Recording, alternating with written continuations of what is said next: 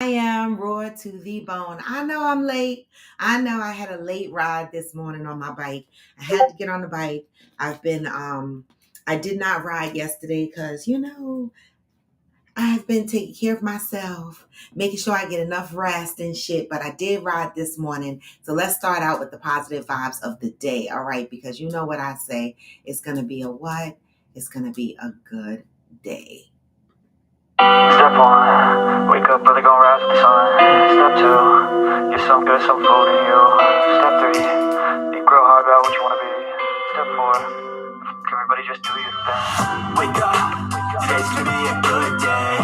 Wake up, today's gonna be a good day. Wake up, today's gonna be a good day. Wake up, today's gonna be a good day. Wake up, today's gonna be a good day. Wake up. Today's gonna be a good day. Wake up. Today's gonna be a good day. Wake up. Today's gonna be a good day. Set your affirmations, aspirations. I got shit to do, the aftermath of preparation.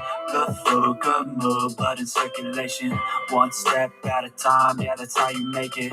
Set a goal you control and the steps you take them. I try to pick one thought, have some concentration. Okay, that's better. If I make a mistake, it's called education. I try to do this every day and call it replication. Hey, trying to fight with my music.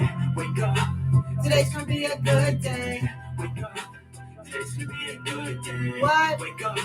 Today's gonna be a good day. Wake up. Today's gonna be a good day. Wake up. Today's gonna be a good day. Hey, Mark. Hey, Ghost. Hey, Wanda. Hey, Michael. Today's gonna be a good day. Life ain't easy, yo. I think there's a reason, though. Ups and downs, just like every different season, yo. Sometimes I'm high, other times I'm barely breathing, y'all. You always gotta fight night from the demons, y'all. Negative thoughts. Hey, Debbie. Hey, Nakia. Good morning. They'll never stop unless I can swap all the bad for the good in my head when I'm lost. What? So I'ma fake it till I make it. Positive vibes are overtaken. I got patience. One day at a time, that's how you operate a cadence. A flow, you grow, you show yourself a foundation. Stay away from all the shit that causes temptation. I know that I like to do it cause it's sensation. I live my life in my head like a narration. Don't expect greatness, be my best man. I take it. Hey, today's gonna be a good day. Get your coffee, y'all. Come on in. Good day. Wake up. Today's gonna be a good day. Wake up. Today's gonna be a good day. Wake up. Today's gonna be a good day. Wake up. Today's gonna be a good day. Wake up. Today's gonna be a good day. Wake up. Today's gonna be a good day.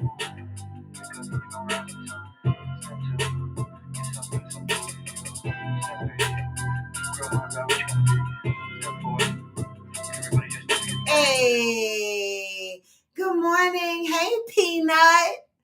Come on in here, Nut. You know, Peanut, I didn't have enough time to do TikTok because I rode my bike late this morning. I did. I had a late ride. And let me tell you something. I thought, I've been riding this bike 2-3 years. I don't fuck know. But I thought Alex and Allie Love were the hard ones. Baby. Kendall Tool. Nakia, I haven't seen one ride yet. You have your bike, right? Nakia, I'm calling you out. I got to keep people accountable because, this platform we're holding each other accountable for shit. All right. Hey, Aquanda, good morning. You do?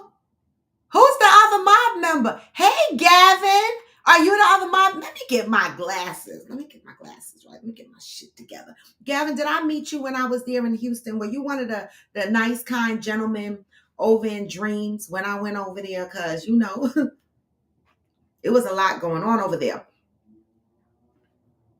I'm calling you out early, Nakia.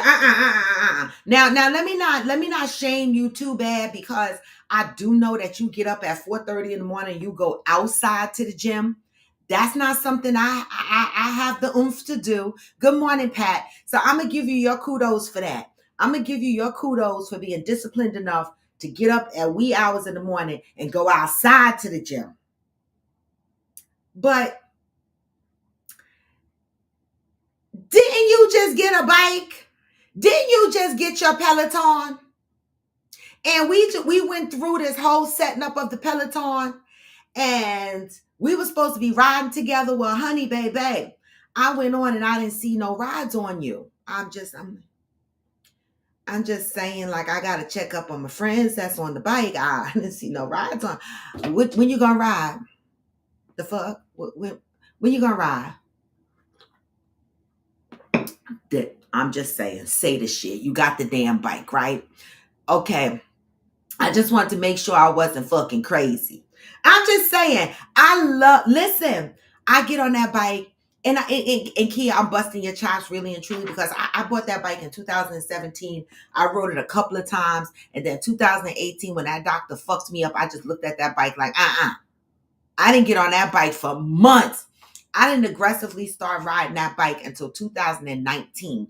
All right. When I saw our resident Coffee with Friends, Theodore Carter, post up, she had 700 and something rides. I was like, what the fuck? Like, we got our bike in the same year, and this bitch is riding.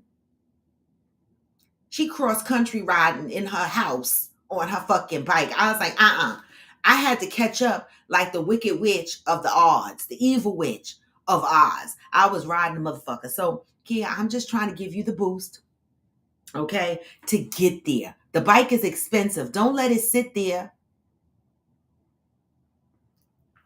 It ain't never too early. All right, so, okay, Ghost, he was not at Dreams that night. Oh, well, Gavin. Good for you, Gavin, because if you was at Dreams that night, some big booty girl would have been rubbing herself on you because, child, it was a lot going on because let me tell you, I love the mob energy, the motorcycle club energy. I've always have. I've rode with a couple of guys. Some of my friends still ride. They still got bikes. And I've always loved that energy. But the club part of it is a lot. Because the girls be thirsty as though the dick is better because they wear leather motorcycle jackets. And I be like, baby, it's the same dicks. They just got leather motorcycle jackets on. Like, y'all be rubbing y'all asses hard on these guys like, yeah, these motherfuckers. It's the same dick. It's the same motherfuckers you see at your job. It's the same motherfuckers that drop off your FedEx packages. It's the same motherfuckers. They just throw on these leather jackets, these leather vests. Oh, and Ghost got a sexy one that straps across. And you know, when they put them shits on, all of a sudden they become fly. And everybody want one. I ain't gonna lie. It's sexy. It's sexy. It is sexy. It is. I ride is sexy. What the fuck? But happy Monday, y'all. Gavin, listen, I hope that Ghost gave you a little bit of what this show is about, because if fuck that, you in a motorcycle club, you don't give a fuck about what's going on here because y'all are nasty in there anyway. I'm going to ride today because I couldn't go to the gym this morning. Okay, well, let me go to the bike and see if I can monitor you and see if it could give me an alert when you get on your bike, because I'm going to hold your ass accountable because you had to have the bike. So now okay, so Gavin is AKA Lafayette. Lafayette is your mob name? Because I like calling people by their mob names. Oh, look who came. Hey, Smokey. Smokey, you're going to have to update your name on YouTube to say AKA Smokey, because y'all be on here yelling at me for calling y'all government names and shit like that. Gavin is now on here. He's another mob member I'm hearing. Gavin Senegal, but they just said he's AKA Lafayette, because the fuck, is Lafayette your mob name?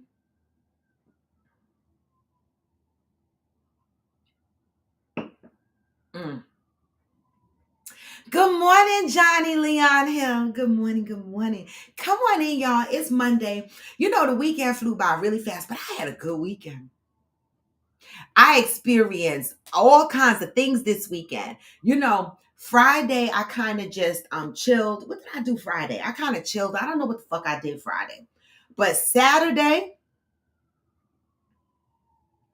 Baby, Saturday, I got up, did a couple of things around the house, got myself situated and shit, made me a nice breakfast, got dressed, hauled my ass into into the city to meet my homegirl Maria. Y'all know when Maria and I hang out, baby, it's normally a good fucking time. I'm telling you. And so as normal, we started at our regular bars. We tried to go to a new bar because we wanted to do a Christmassy theme. But the tourists are out like fleas and roaches. And so we couldn't get, there was a line wrapped around the corner. And she called me and she was like, don't even bother coming down here to 20 something street because the line is around the corner. I'm going to hop in the cab and come back uptown. This is what we do in New York. I said, okay, we'll meet at our regular and we'll hop from there. We went to our regular bar. We had a great time, had some fire drinks, wings. You know, wings is my love language. Sliders. And then we said, okay, let's go to another bar, right? Let's go to an Irish bar because we drinking. And our bills are adding up. And you know, the Irish bars, that's okay, Gavin. I understand that you know, the Irish bars got the cheap liquor bill. So we hopped inside of an Irish bar and we saw black folk in there. So we didn't see no big deal in it. You know, the bottom stairs bar only took cash. The top stairs bar took cash and credit, but we hung at the downstairs bar. Baby, I remember one time on this show, I said I don't really ever really recall experiencing outright in your face racism. Like I've had some racism vibes and shit like that, but outright racism where I know you don't like my black ass because I'm a black ass. That was this night at this bar. I can't even remember the name of the bar because I will call y'all motherfuckers out. I don't want to mess up the name because you know it could be any one of them Irish bars. But this bartender, he just did not like, good morning, Fancy. He just did not like Maria and I. I don't know what the fuck the deal was. Because when Maria and I go out, we drink, we dance, we have a good time. I go live, I record, whatever the fuck I'm doing, I do it. I live my life out loud. This man, he didn't like us. He was giving us drinks with an attitude, you know, and when I go to places like that, I don't get mixed drinks because I'll be like, no, motherfucker, let me just see you pour my drink straight into the glass. Give me my Jameson neat. Because at first I was like Jameson with a splash of ginger ale, with a splash of ginger. Then I was like, don't put no splash of shit in it. Let me just see you pour my shit right into the glass. Because he didn't like us. At one point, he even told us that us dancing and being on video and recording was affecting his money.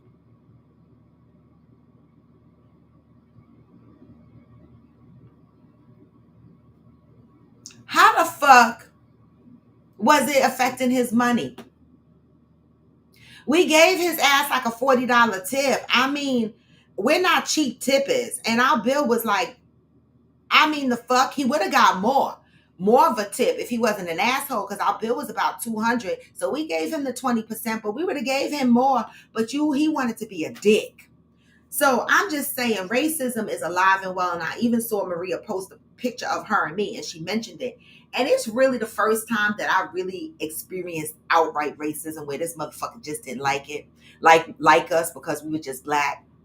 And I loved fucking antagonizing him the whole time. When I realized he didn't like our ass, I didn't hurry up and get out, Deb. I start talking to the people at the bar. Fuck you, okay? I'm not hurrying up and getting out of know the fuck where. I start talking to the people at the bar, the other black people that was there. They were like, we've been coming here for 15, 20 years. He's real cool. He's just, I don't give a fuck. He's racist. He don't like us. He like y'all. Because he used to y'all coming here. Y'all probably whitewashed blacky people anyway. But I'm blackity black. And so is Maria. So that blackity black, he was not feeling that vibe. And so I stayed longer. Fuck you. Can't chase me out of no damn well. The fuck? Especially when I go to fuck outside in the state that I live in. And I walk down the street and all these immigrants and motherfuckers are here. I'm like, I was born here. I live here. Y'all white motherfuckers wasn't born here either. Y'all came the fuck over here. They need to stop acting the fuck up because every single person over here except these American fucking Indians are foreigners, all right? And nobody's gonna chase me out of any fucking place. And as soon as I remember the name of that bar, I'ma call them motherfuckers out. And Maria probably remember the bartender's name. Don't worry, sir. I'm gonna call your name out. I don't give a fuck. I'm that little mouthy person that Nakia said I can't fight. But you know what? I haven't had a fight in a really long time. I don't really fight. I'll poke you. I'm a poker. And so I know if I get into a fight, I'm probably going to need bail money and I'm going to the Who Scout. Because if I could find something to poke you with, I'm not going to exert myself fighting and breaking my nails and you yanking my hair and all of that. I can't be fucking dealing with that. I'm just going to poke you a couple of times, get it over with. All right. So make sure all my friends know that they got to have bail money because I'm not a fighter. Shit.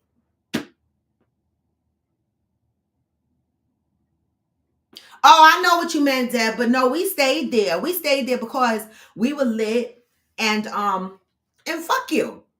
Right?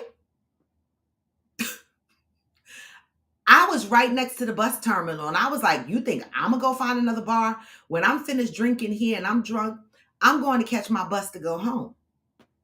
And that's what we did. All right. We had 2 more drinks, especially since we were at the bar. And let me tell you about these Texas motherfuckers. I'm gonna keep talking about these Texas motherfuckers until y'all motherfuckers in the East Coast do right. Because y'all in the East Coast are ghetto as fuck. We all the way in New York City. Smokey is all the way in Texas. We on the phone. Okay? I tell y'all I live my life out loud. We on the phone. True story. This motherfucker bought us drinks.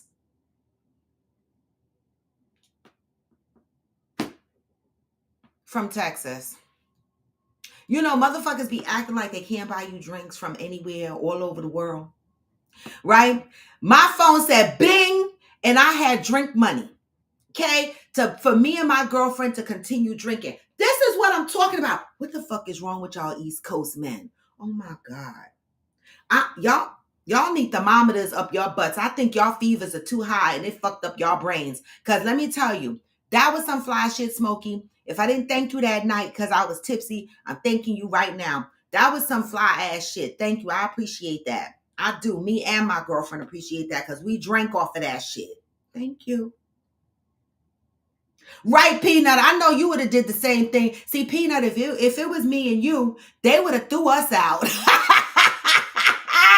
They would have threw us out, Peanut, because you would have been like, fuck that.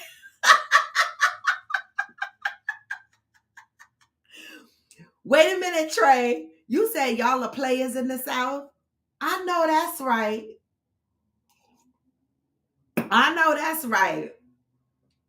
Thank you, because I appreciated that. East Coast guys, y'all get a damn book and some paper. Write some shit down. Because, I don't know, maybe if I just read today's positive thought, y'all will get some sprinkled dust on y'all that says this is how you treat a damn lady. Like, fuck. Don't even have to live in the same state and buy us drinks.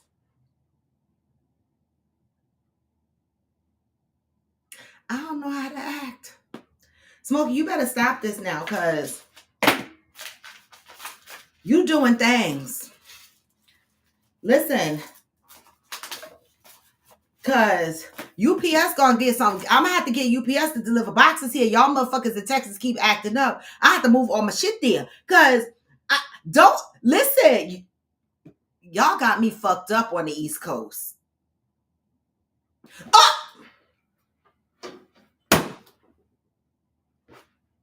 Mark, say that shit. Wait a minute, I'm hot. Let me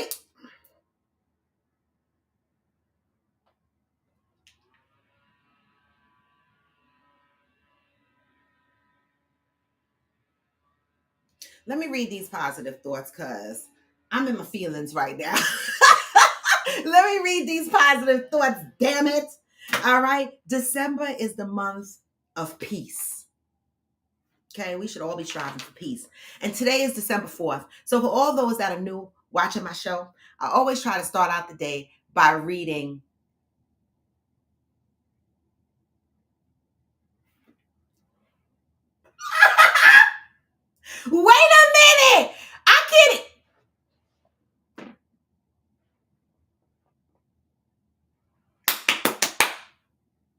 Y'all, I officially got a room in Texas. I'm so fucking tickled by this. Like, for real, y'all.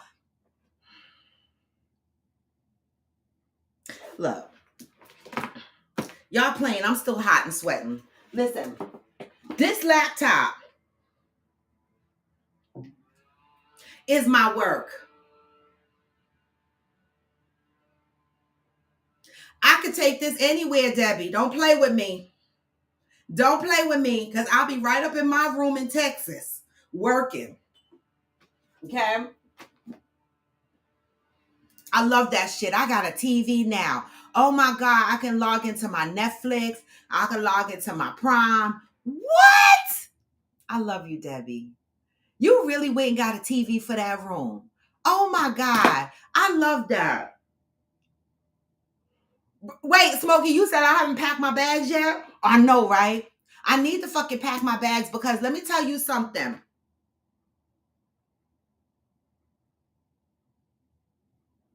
Hey, Miss Jackson. Good morning, love. So glad to see you still working. Hey, Miss Jackson from DMV. Hey, Miss Jackson from DMV. I'm still, listen, I better be still working. That's not my job. They don't pay me on Coffee with Friends. I have a real job. Fuck. I mean, I'm just saying. Right, Pat, let them know. 15 people watching, only 6 thumbs up, all right? No work. And no, ma'am, no work in Texas. But if I come and I stay a couple of days past my days off, I got to work, Mark, in Texas. Like, I got to be able to work, because if I don't work, I don't get paid. Didn't y'all hear my cry? They raised my rent. I got my new lease, and they raised it $100. Like, they don't have no grace on me. December 4th, the month of peace. Let's read this. I will know peace when I become teachable. There is a very simple way to create a space for peace to exist in your mind. The way is to admit what you don't know. Many of us reach the age, usually around 30, when we realize that there are things we need to know that we don't know. The common first response to this realization is fear. Fear is usually followed by embarrassment and shame. When pressed to demonstrate your knowledge on an issue you have no knowledge of, you will probably lie. You will lie because you are afraid, ashamed, or embarrassed to admit that you don't know what others think you should know. Let's face it, some of us miss some basic living fundamentals. It is perfectly okay to not know something. What you don't know won't hurt you unless you try to cover up the fact that you don't know. Ain't nothing wrong with saying, I don't the fuck know. Okay?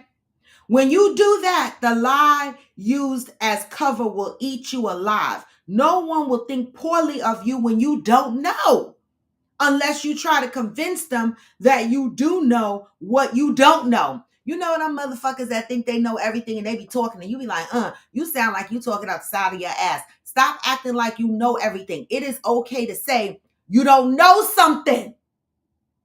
The fuck? When you do that, there will be hell to pay. The hell in your mind. It is the hell of living with the fear that you will be found out. Found out you a whole fucking lie. I know them. Okay? You can survive the fear, shame, or embarrassment of not knowing by simply acknowledging that you don't know. If you do so with a willingness to learn, people will probably have a great deal of respect for your courage. Thank you, Fancy. I don't be knowing a lot of shit either, and I'm not afraid. I be like, I don't know. I don't the fuck know. I don't know. No, I don't know. Even at work, they be like, Miss White, no, I don't know. Until today, you may have been afraid to acknowledge, admit, or accept that there are some things about life and living that you simply don't know. You may not have realized that the only way not knowing can hurt you or be used against you is when you try to hide it. just for today, be willing to admit to yourself what you don't know. That simple act will open your heart and mind so that you can learn what you need to know. Today, I am devoted to opening my mind to learn what I need to know. Are you? Are you open to learn what you need to know? Because, baby, I don't know what the big deal is saying. I don't know. That's one of the first things that I learned in corporate America, right? I remember I had this tough boss. He used to cuss me out. I remember one time he was like, this is not fucking McDonald's. Just because, just biggie size shit, just because. Like, he used to just be going off. People didn't know how to take him. But I grew up underneath him in corporate America. He was so tough. And so I developed this tough skin in corporate America. And the one thing and I used to be afraid to not know shit around him. And as mean as he was, and as stern as he was, and the way he held you accountable for shit, the one thing he respected and appreciated, no matter what he told you to do, if you don't know, say you don't know.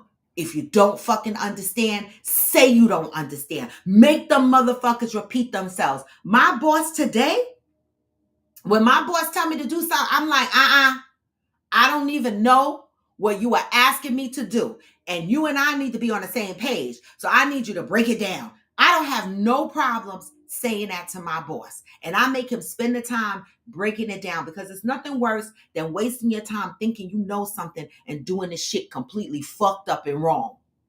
Just say you don't know. Right, Ghost. Just say, I'm not sure. Johnny says, I used to think that I could speak on everything. Now I'm good for saying I can't speak on it because I don't know nothing about that. And kudos to you. And kudos to you.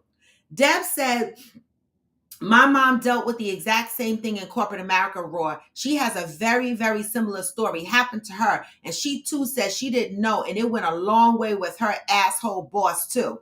I'm telling you, it's real. Especially in corporate America, because you feel like if you don't know, they're going to chop your ass. But I'm going to tell you, my career has survived over the years.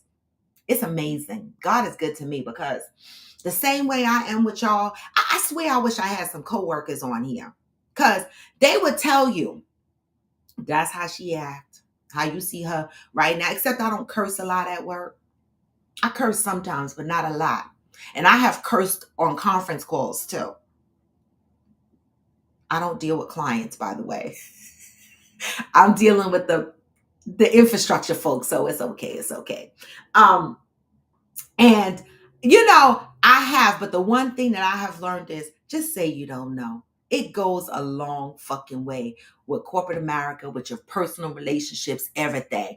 I remember I had an ex who swore he knew everything. And I was like, for somebody, and God forgive me, because I'm not trying to be funny.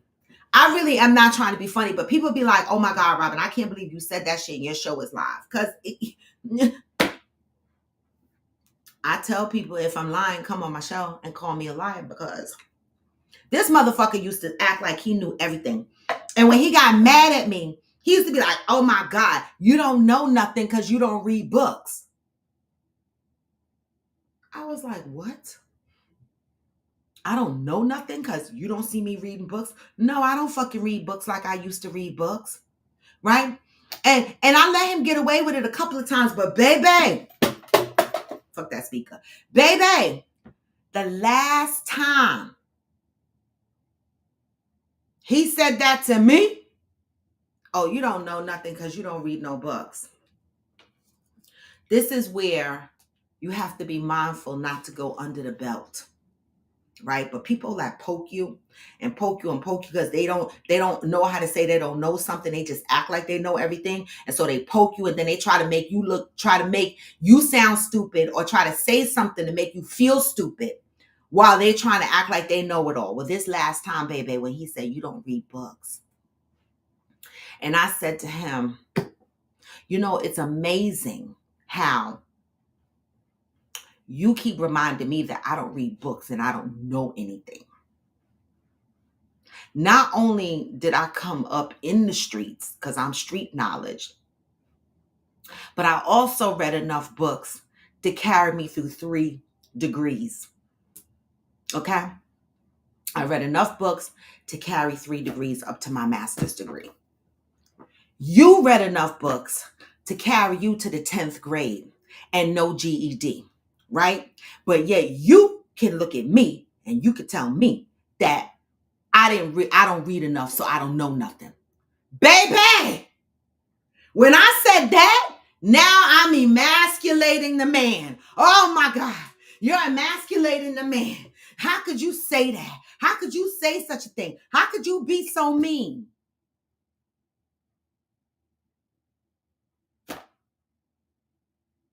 How could I be so mean?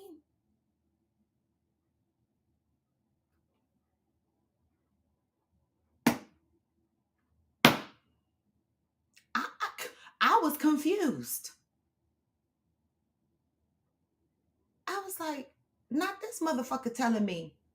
And that's why I be laughing when I see that meme floating around social media said a motherfucker without a high school. Wait, no, what it say? A motherfucker that just owned a birth certificate want to tell you how to live your life, and all they got is a birth certificate. And baby, when I saw that meme flying around, I was like, oh my God, they fucking talking about me.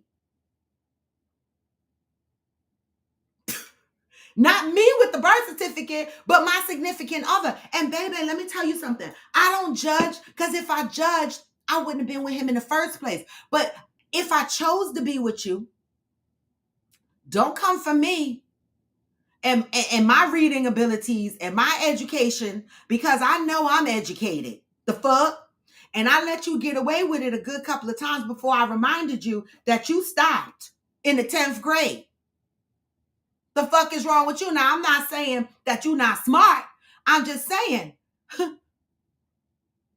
tread softly, tread lightly.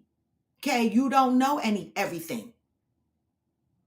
And neither do I, even with my degrees. So relax. Good message for today. Say you don't know some shit.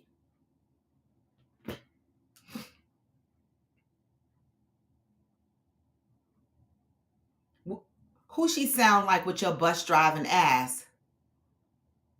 Right, Fancy? I wasn't mean, but Fancy, you know what happens when you hurt the man's feelings, right? They be like, oh my God, you have to be so disrespectful. But you were disrespecting me first. Thank you, Pat. Now, see, Pat, you are normally, the one that says, well, Robin, maybe, you should have. You're always the one that comes through with the real logic and the peace. But this time, you said, you damn right, he took you there. Thank you, Pat, because I really don't be trying to go there, because I'm really that type of person. Like, I don't be judging you for the type of job you have, for how much money you make, what your educational level is, because life be lifing, right? But what I'm not going to do is I'm not going to sit here and let you try to disrespect me and downplay who I am as a person and not remind you who you are or what I see. And he didn't like that. And that's a true story. And if he still listens to my podcast, come on here and call me a liar. The fuck? Call me a liar.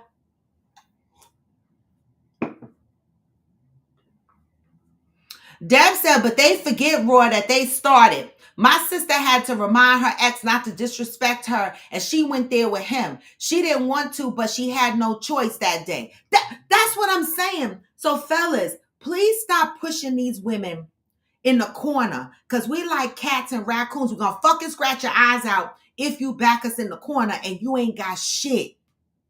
You ain't got the right weapons, right? I'm just going based on my experience and responding to Deb's, comment, because I'm not saying every woman goes through this with their man, but for the ones that do,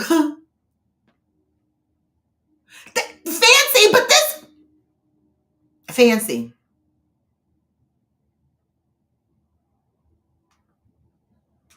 That's why I be like, When people be like, why are you single? Don't fucking ask me that.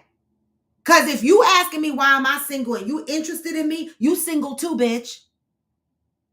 And we're not going to sit here and try to figure out why we single, right?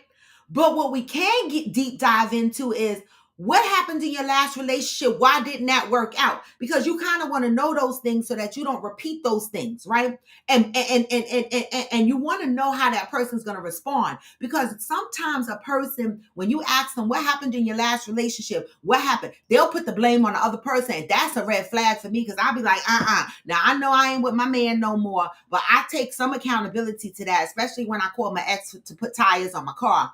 I know I did some shit. I had reasons for it, but it still wasn't right. And I take accountability for that. All right. Would I have done it again? Yes. I would have still called my ex to put the 4 tires on my car because the man that I was with was not doing it. Is it wrong? Yes.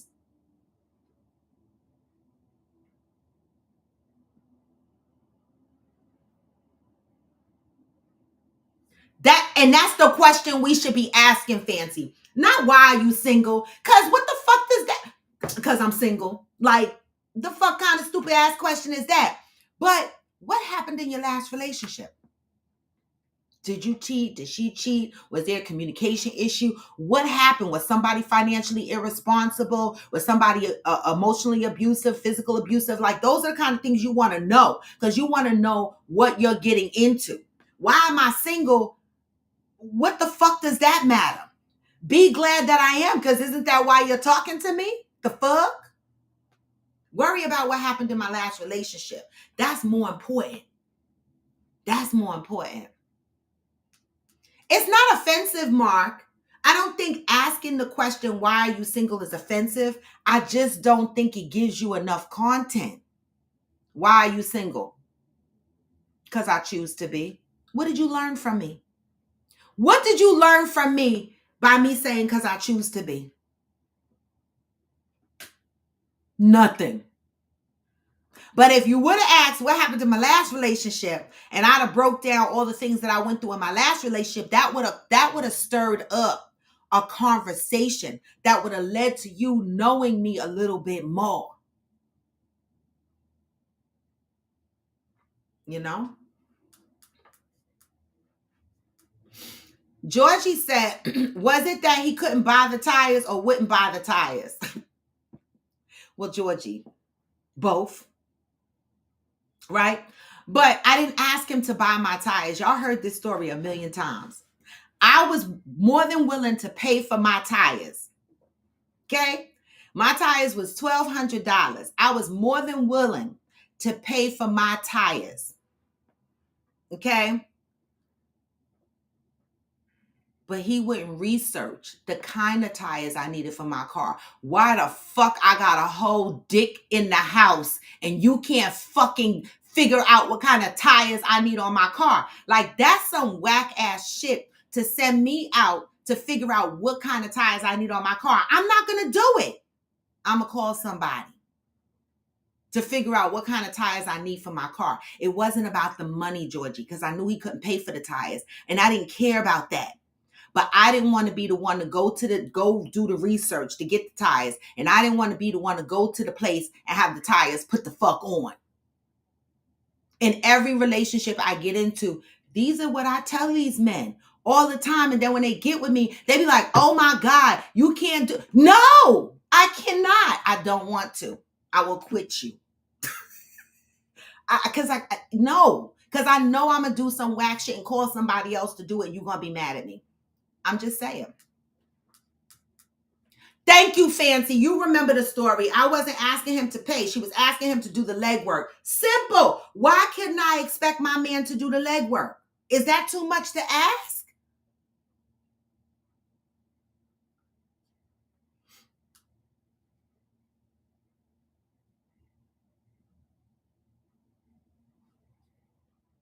Okay, Georgie said you will just tell irreconcilable differences. Okay. Mark said, I feel like the first meeting you, I think that's a little intrusive to ask for details unless they want to give it. I feel like that's a conversation for later when we get to know each other. I agree. I don't think you should ask why the person is single initially when you meet them either. But that's my opinion. You don't have to agree with that. That's just my opinion. Because I feel like you're single too, right?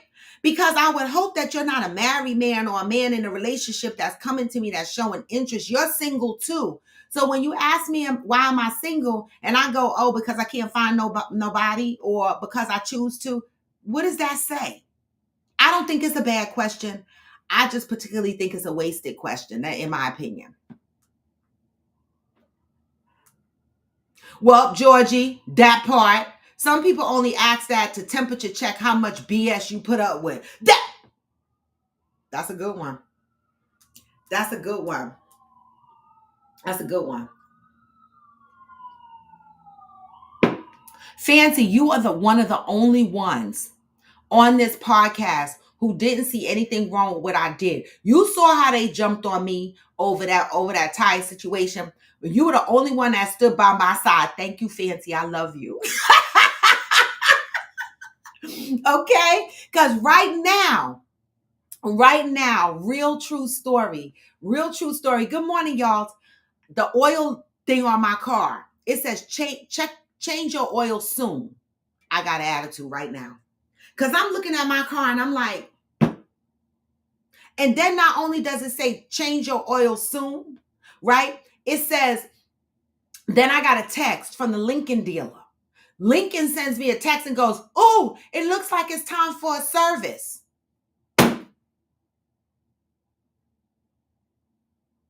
I'll be so mad. So every time I have to prep myself to take my car to Lincoln to go get a service, I call them. I let them know that this is not something that I like to do. They don't give a fuck anyway, but I still go through the whole conversation with them on the phone. And I say, listen, I'm not coming in. I'm not waiting for my car. I'm not doing any of that. I need a loaner car. I need to be able to come there, drop my car off, okay, and get in a loaner car and leave. When my car is ready, I will come back, okay? They even offer pickup and drop off service. Like, they'll come and pick up my car from my house for me and take it to the dealer. But no, I don't want to be without a car. So I'll take it, get a loaner car, and that's it. I absolutely hate dealing with maintenance of my car. I do. Ghost said, just for the future, not about the past situation. Laugh out loud, the tire size is on the tire. No research needed except price. Ghost, I know where it's at. I know exactly where those words are at on the tire. I ain't stupid. I've been a car owner from 17 years old. On the tire, it tells you the PSI, the air amount that needs to be put in the tire. It tell you the size of the tire. It tell you all of that on the tire. And guess what? I still don't give a fuck. Thank you, Nakia. Could you see? They don't know this is me forever. Nakia will tell you. I am the person when Nakia and I was hanging out on a regular basis. Nakia will tell you, let me put this fucking link up here because she will tell you, I turned around and me and her would be out. I would walk outside my car. This would be my car. I would go outside. I would walk to the passenger side of my car. She'd be like, bitch, this your car. I'm not driving. I don't want to drive. Nakia, to this day, lives a couple of towns over from me, about 25-minute drive from me. When we do women's brunch or some shit like that, guess what? She come and get me. My bitches treat me good. They do, because they know I do not like driving or dealing with my car. Like, I need to have a car, but this is real serious for me. Y'all think it's a game. People know me a long time. They know I'm serious. Nakia said, but he's a man sleeping in the bed with her every night. His ass should have gotten up and read the tire. See? Kia, see, you know, the mere fact we got to say that.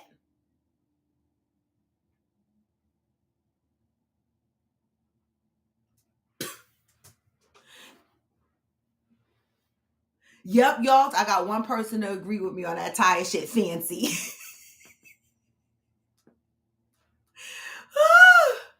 Lord.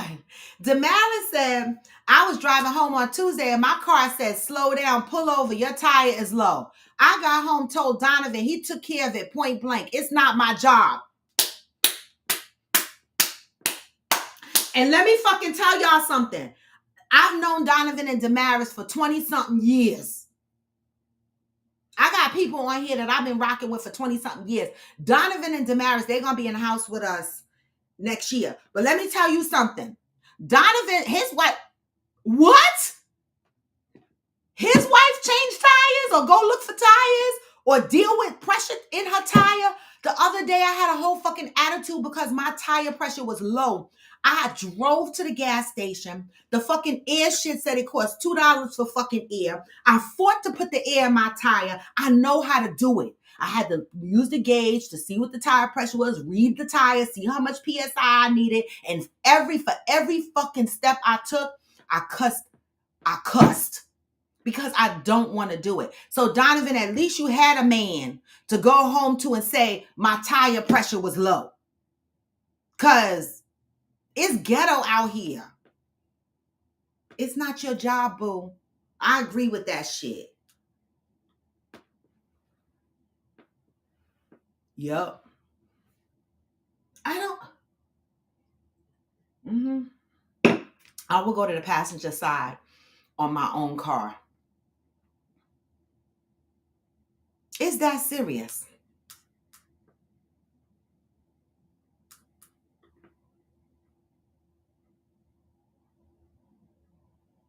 And you know, Ghost, some guys, they laugh at me and they tell me that I'm being real extreme, right? They be like, you don't even like going to wash your car. They like, it's just a car wash. I do it because I don't have a choice, but I don't like it. And if I'm in the house with a man and I find myself at the car wash often, I'm going to be mad. It's just, I don't know. It's just a pet peeve. And I'm really not a difficult person. I'm not. But that car shit really is a pet peeve for me. Wait, Mark said, Ghost, she need to let me drive. How you drive? Don't be trying. If you drive like Ghost, I got PTSD. Nakia said his bitch ass, he got on my nerves. Which one? Which bitch ass got on your nerves? Because I had a few. The fuck? Hey, Ansel. Georgie said, I be accidentally walking to the passenger side of my car with kids. I be so mad I have to drive. My man's Nick. Wait, must got more shit down there somewhere. P, this is what we were talking about on Discord last night. I missed that conversation. I fell asleep. Baby, it was heated on there. That was almost a year ago. Oh, that night. Yeah. A year ago. I thought something was happening on Discord last night. I was like, what the fuck? I missed it?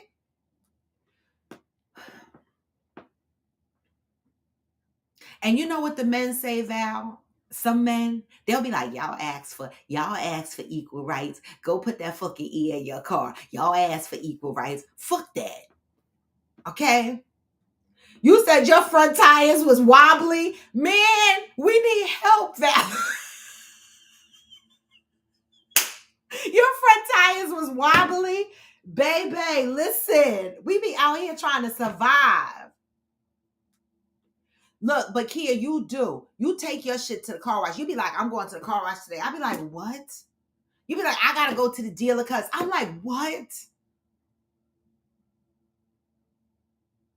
It's really ghetto out here. But let me tell you something. This the East Coast. I'm about to shame some of y'all men, and I don't really mean to. I do a little bit. Right? Like a lot of our men, I'm talking about the men. I know the women too, but men need to stop comparing themselves to women in certain cases. A lot of these men that live in Manhattan, like Harlem or whatever the fuck, that don't drive, don't have cars.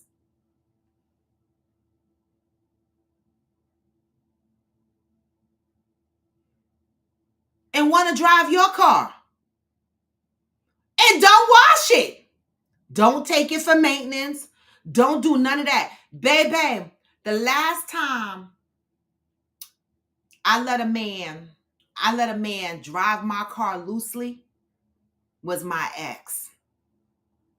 It got so bad that I had to take the easy pass out the car because he was running through the George Washington Bridge, running up my easy pass and not paying the bill. Okay, I had to treat him like a fucking kid. And so that is my last lesson. I will never again allow a man to drive around in my fucking car. He was mine. We were in a relationship. We were living together. So it wasn't like he was coming over getting my car. We were together for years. But I don't give a fuck. You are not going to drive around in my car, not put gas in it, not wash it, not take it for maintenance. That ain't never going to happen again. If the one thing he did, he taught me. The one thing he taught me was fuck out of here. If you want to drive my car, that's fine. But make sure it's taken care of. If we are in a relationship. Matter of fact, I don't even want to be in a relationship with you if you're not going to take care of my car. I don't care.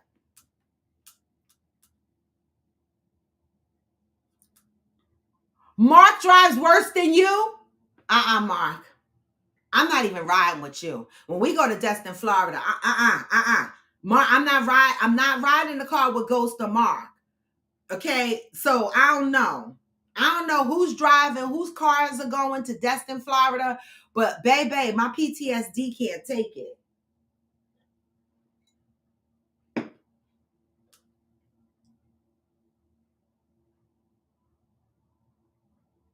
Oh!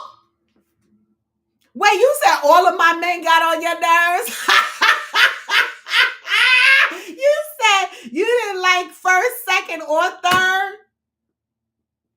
You know, I have to choose better. Because these motherfuckers, I swear, I got some stories for y'all. But you know, some of my stories are already on YouTube. Y'all can hear some of my stories on YouTube. A lot of y'all heard them already. But these men, oh my God.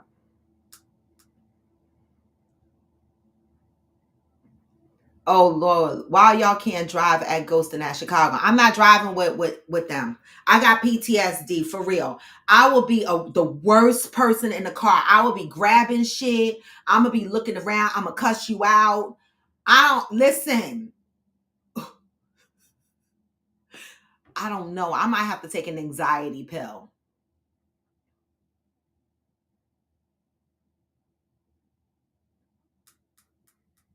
You said you had almost 80 pounds of air?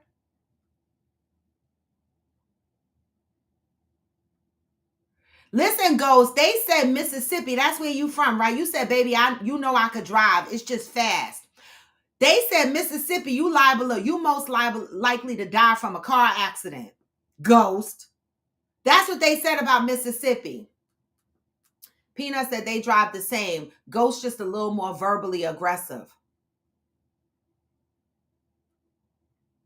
At Fancy, sis, I will drive Ghost. Say I drive too fast and reckless. 80 pounds of air, right, Ghost? That's too much. This is why we be needing our men. That's a lot of air, Ghost. Valerie. Georgie said you can name your Tesla. When I'm going to name it Driving Miss Lazy too. Oh, shit. Thank you, Fancy. They do need to slow down. Okay, and Nakia said, because I have to, not because I want to. Hence why I was single. Not I had to because I'm single. Hence why I was single, which tells me that you had a man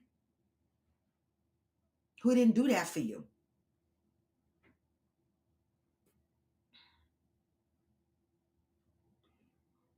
Okay?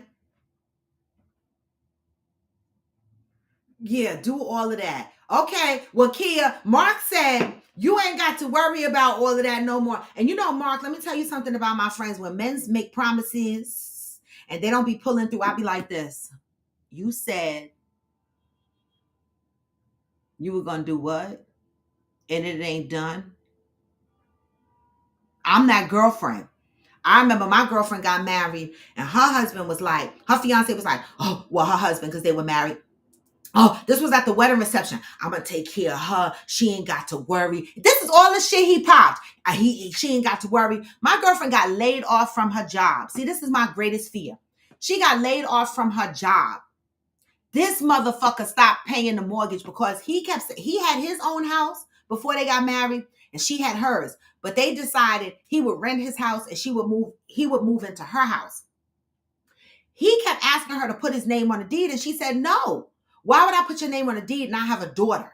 Right? You have your house. That house is yours. This house is mine. That's fair. We both have our own houses. So she started to get phone calls from the bank because he's not paying the mortgage. Baby, I picked up the phone. I was like, excuse me? Didn't you say you were going to take care of my friend? If something happened, why are you not paying the mortgage?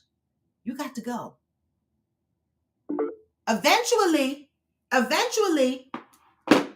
he left. He got put out or whatever the case may be. But this is what I'm talking about. Women get these men that make these promises that they're going to be doing all this shit. They get with them. They don't be doing shit. Like, why the fuck would he stop paying the mortgage when he knew that she got laid off? Like, what happened to provide and protect? But all because he couldn't put his name on a deed to her house? What's happening?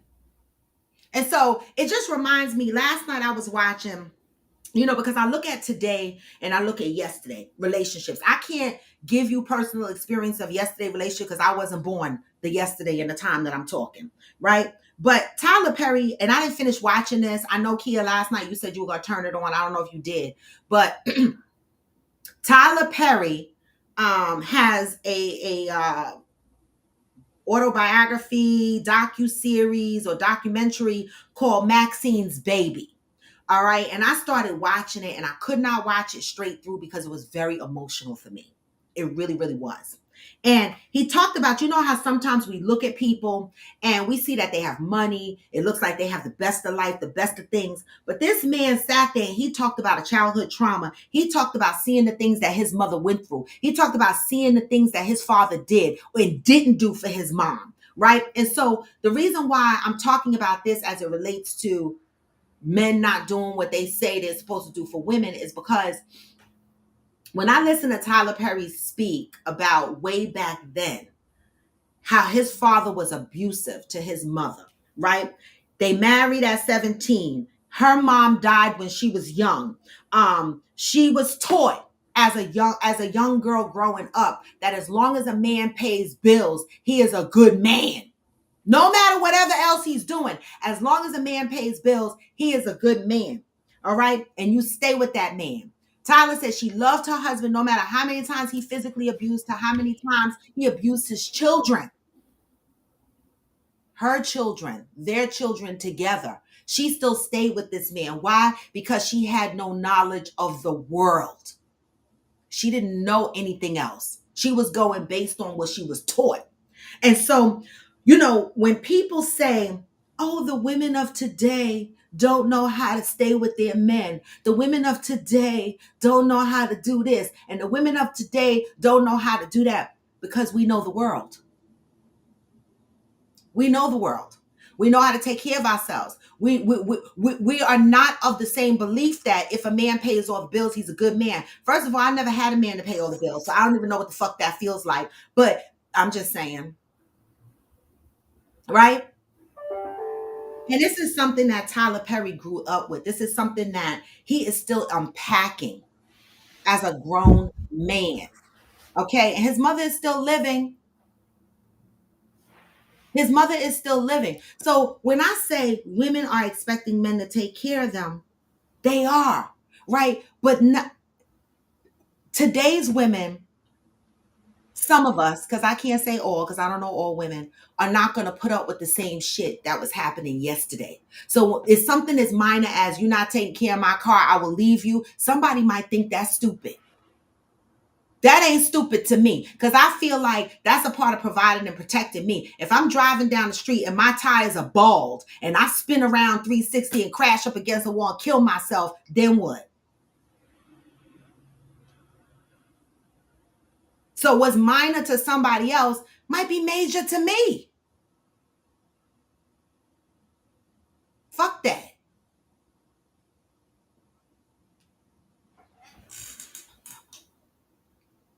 Wait, Ghost said I did good for us to get to the Waffle House. You keep saying that, but I wouldn't know.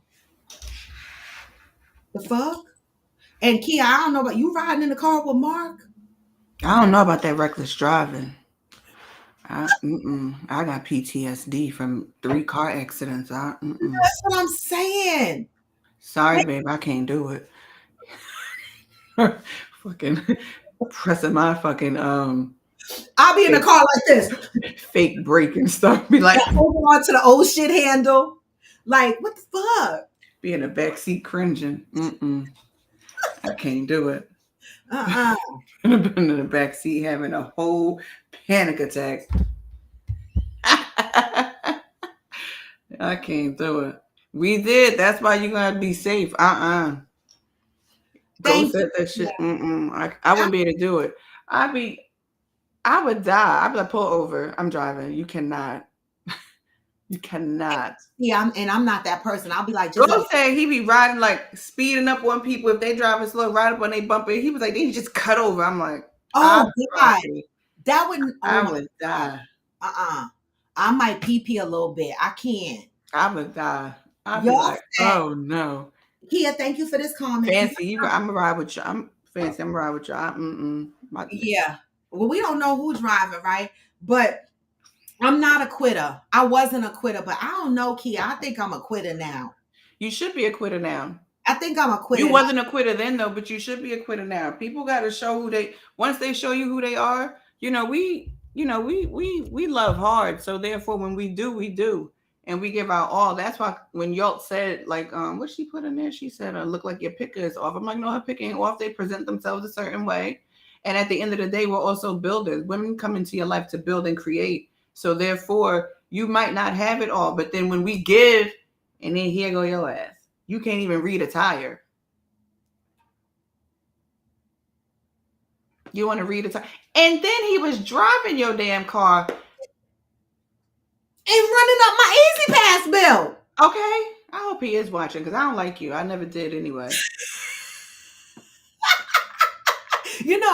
People that don't like me be watching my shows because I know, because every now and again when they call me for something, well, he don't call me no more, but when he used to call me when I kept saying you don't live here, your mail need to stop coming the fuck here. He'd be like, oh, he'll say something that I said on my show, and I'm like, oh, you still watching my show? And what that had to do with the price of tea in China anyway? Like, who cares? Come get your mail, forward it to wherever you at, and get it up out of here. Barely paid. Never mind. So anyway. Okay. That's what I'm saying. Y'all said I went out of state, let a guy use my car for 2 weeks, told him to keep it clean, gas filled. He picked me up. My car was dirty and on E. Girl, that happened to me. Go ahead, Kia, tell the story because I got my car back. It had all types of, what's that stuff called that come off the trees? Sap. Took it to the car wash, couldn't get it off. No, that's serious. Sap sit on your car? Yeah. It had, because I was away for about a month. That sap sat on I was like, yo, what is this? Oh, we just got to go to the car wash. No, that's not coming. Me and my mother on Google and YouTube trying to figure this out. Had to use alcohol, rubbing alcohol and water. But why y'all had to figure out? Because where the fuck was the man that drove the car? Nowhere. Then I had to spend a little over $200 to get the car detailed. But he didn't give it to you? He didn't give you the money and say, here, babe, get the car detailed. I know I fucked it up. This is what I'm saying. Nope.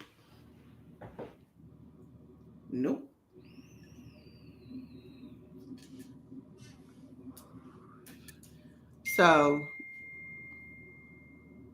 yeah, nah. Thank you, Fancy. I was fucked off. I was. The Mustang gonna be moving to get to Florida. Who riding that fucking Mustang? I'm gonna take a picture in front of it. That's it. I'm not riding in it. I'm not. I will take a picture in front of it. I will take a picture in the seat like I was riding in it. I'm gonna do all kind of videos, slow walking past that bitch. But I'm not getting in it.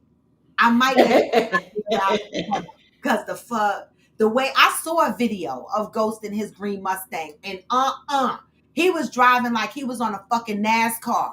Uh Mm-mm. Mm-mm. Mm-mm. Mm-mm. Mark said haters. That's all right. Oh, he said you down to die from a gunshot in Mississippi. Gunshot in Mississippi. They say New Orleans. You happy to make it to age 21. I'm like, what the fuck? We be going to New Orleans drinking and shit, and in the background they be killing each other, and we be celebrating like it's a party city, but it's really dangerous in New Orleans.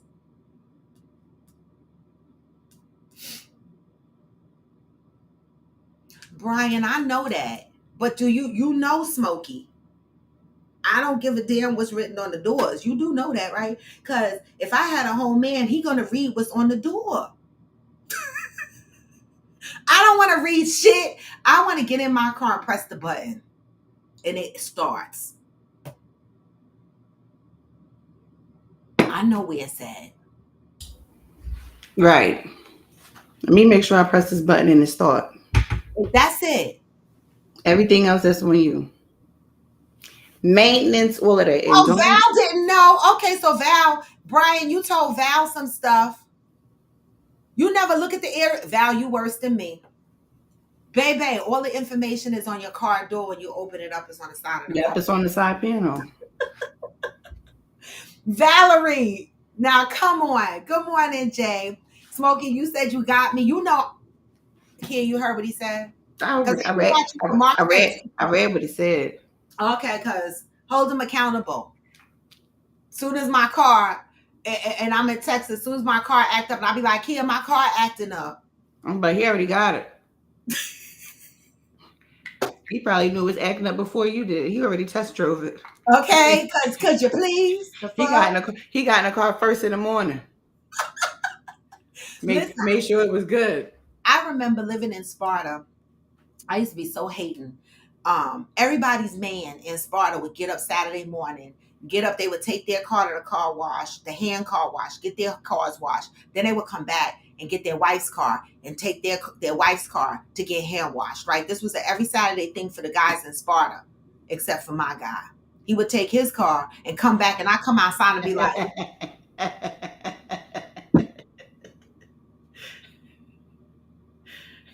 what would you do, Robin? Ghetto. He wasn't a fixer-upper, though. He wasn't doing that manual labor. Y'all had to pay people to do that. That wasn't his thing. He paid people to do his stuff. He paid people to do mine. Right. He paid for everything. No, he was not. He wasn't even coming out digging up a hole for a new tree to be planted. He paid for everything. But bitch, you paid for your car to go get hair washed. Come and get mine like the rest of the men are doing up here. Why I got to be treated like this? I felt like the little rascal in Sparta. I was like, what the fuck? I still remember your ass jumped up. He was like, everything will be fair. I was like, wait, when was that? It was the day that we was doing a barbecue, and it was with all of Doris' friends and family was coming for the barbecue, and he didn't want them in his house or whatever. And you was like, motherfucker, you gonna do? No, he said Bumba Ross Clot. He was like, Bumba Ross Clot, party done. I said, motherfucker, because I'm short and I'm pointing up. She said, all these walls will be bare. I was like, all these walls will be bare. I will tear this whole motherfucking house up. We're going to have to call 911. This motherfucking barbecue is going. You need to go the fuck out there, power wash the deck. He was like, oh, but Ross Clark. He ran over to Donovan and them house and everything. I jumped in my car. I ran over to Donovan house and everything and busted through their door because I had the garage code number. The motherfucker was gone already. That was a whole hell of a night. He was already on. Damaris is on here. She can tell you the story. He And I was was already just sitting on there. his way back to my house. Right? I got back in my car, went back to the house, and continued the argument. Motherfuck, we gonna have a party. Meat is being seasoned and cleaned in this bitch. Guess what?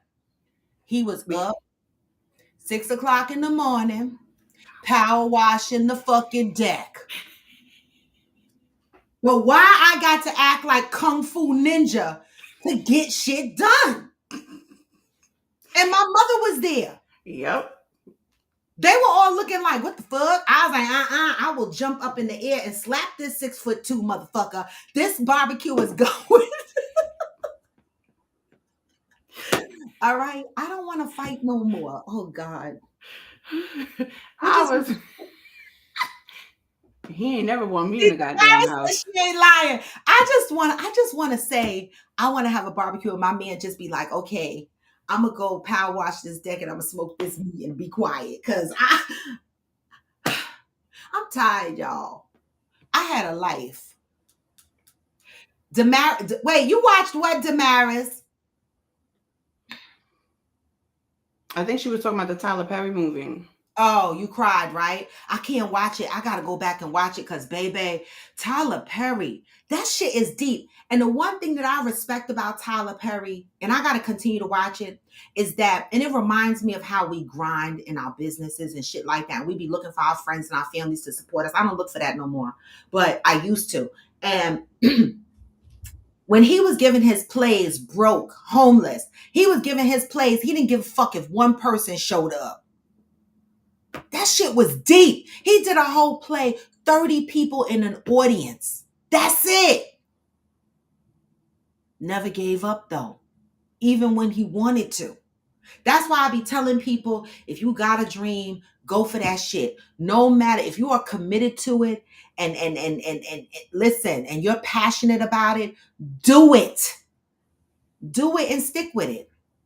That's what I say. Oh, you saw it, Peanut? I'm still trying to get through it because his childhood traumas had me fucked up. They had me fucked up. Like, you just don't know what people go through in life. Fancy said, P, Kenneth Wayne would buy our cars and put a tire gauge, a jumper cable kit, or jumper cables and all kind of stuff, and then give us a lesson on how to do what? My father did the same thing. That's why I still got this toolbox from 20 years ago. Your dad gave you that? Yeah, toolbox as a Christmas gift for him for when he had to come over and fix stuff. Baby, my car broke down on 1 and 9. I was on my way to the doctor when I was going to see the doctor specialist for my car accident. And my car just stopped. Like, just stopped. The gas, it wasn't moving. It just rolled. I rolled it into the gas station on 1 and 9. Baby, TMI, my stomach flipped. I ran in the gas station and I shitted my guts out because I said to myself, see, I can't. This is the shit I don't want to deal with. Like, my car is literally broken down on the side of the road right now. And I couldn't stop shitting because I'm like, I don't even know what to do. I don't know who to fucking call. I don't know nothing. I called my girlfriend. She was like, I'm coming to get you. She drove from Newark, New Jersey, come down 1 and 9, came and got me. I eventually called Lincoln and I was like, I don't know what the fuck to do. Lincoln came and got my car. And it was some part that they covered. It was under warranty. But baby, this is how fucked up I be about my cars. Like, I was shitting in the gas station. And I don't shit in public. But if I didn't go, it'd have been down my leg. The women today, y'all tired. And I'm up. Tired. Motherfucking tired. Oh, Tyler Perry's mom passed away a few years ago. Right. She's alive during the documentary is what I wanted to say. That's what I wanted to say. During the making of the documentary. Thank you for that. I know that's right, Deb. Kenneth Wayne. I like Kenneth Wayne.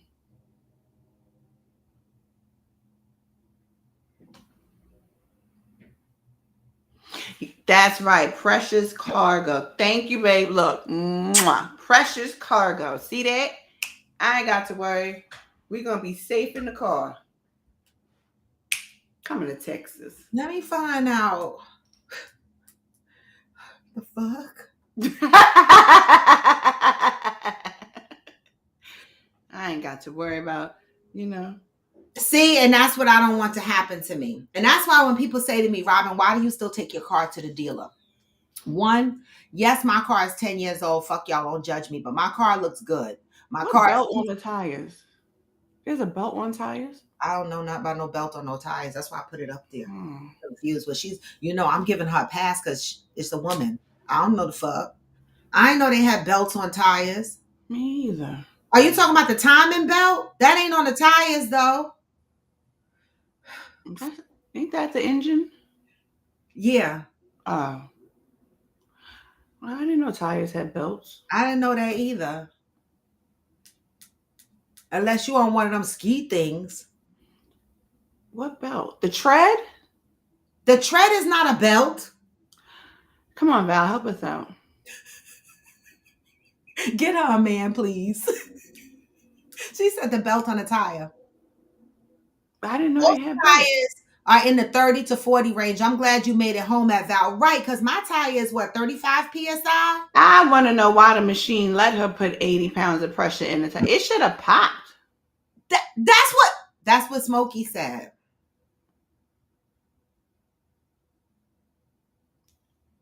So belts are on Oh, the tires. belts are on the tires? Well, where they at? Well, somebody come and fucking show me where the belt is on my damn tires. I ain't never knew that. That's why. Tires got. That's why we women. I ain't got time to know that. Mm-mm.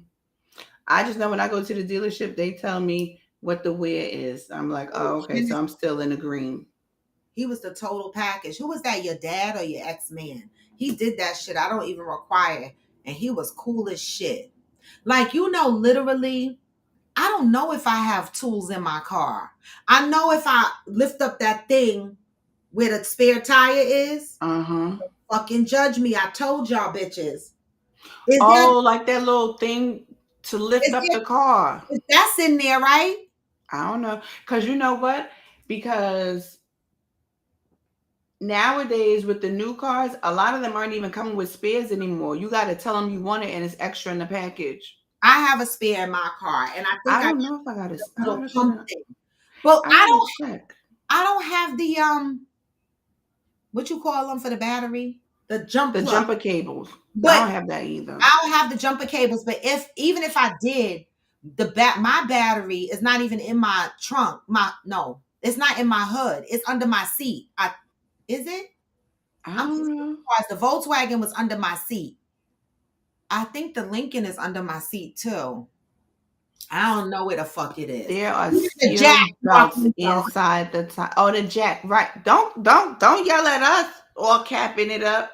The belts are woven. We said it was, look, it was the thing that lift up the car. It's the thing that lift it up. It's the thing. The belts are woven in on the tire. You can't see it. It holds the traction together. Oh shit, Val, look at you. I didn't even know that shit.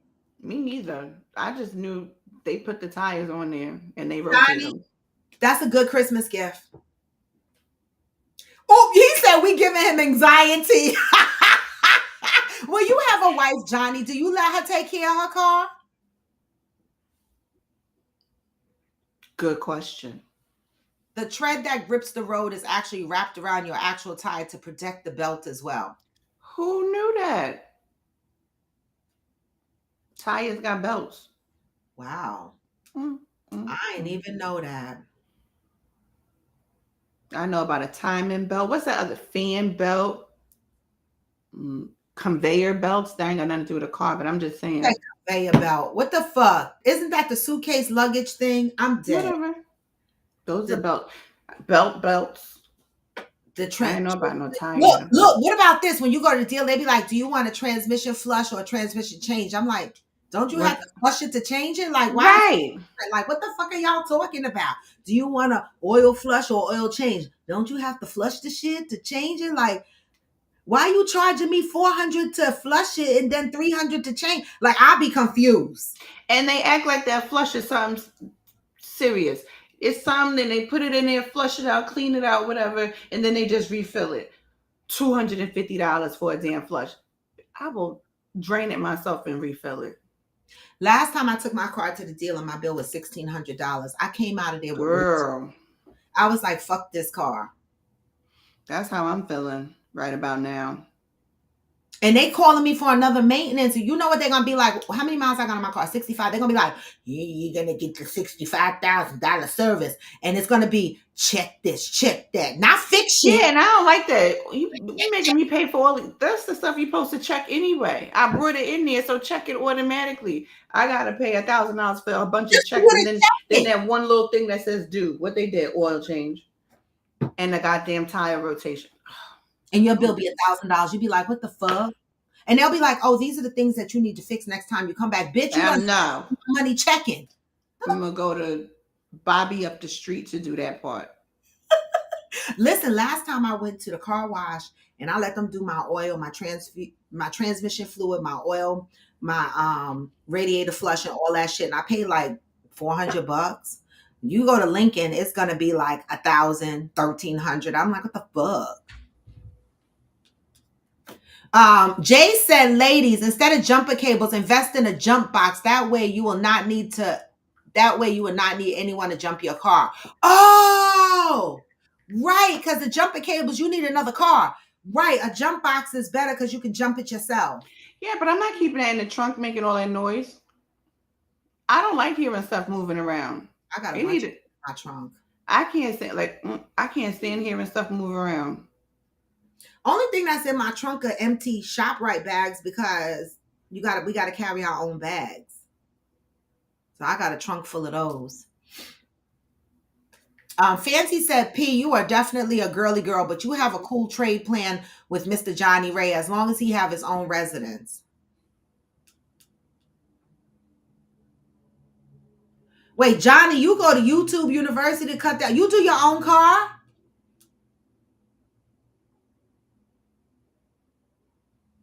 Yeah, but Ghost again. I'm gonna have to make doo-doo. I can't do it. My anxieties. Hooking what up? The battery jump start. Oh, he said some are small enough to fit in the glove box. Oh, I never saw that one.